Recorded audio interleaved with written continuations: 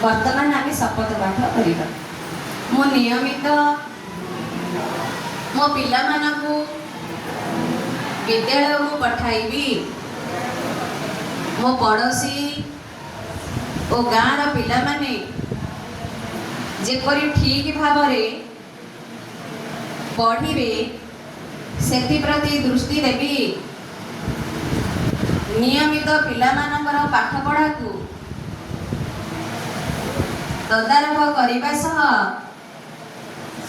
सेमानकर शैक्षिक प्रगति को निश्चित करी। अभिभावक बैठक रे जोगदे विद्यालय उन्नति पाई चेष्टा करी। निजको परिवार को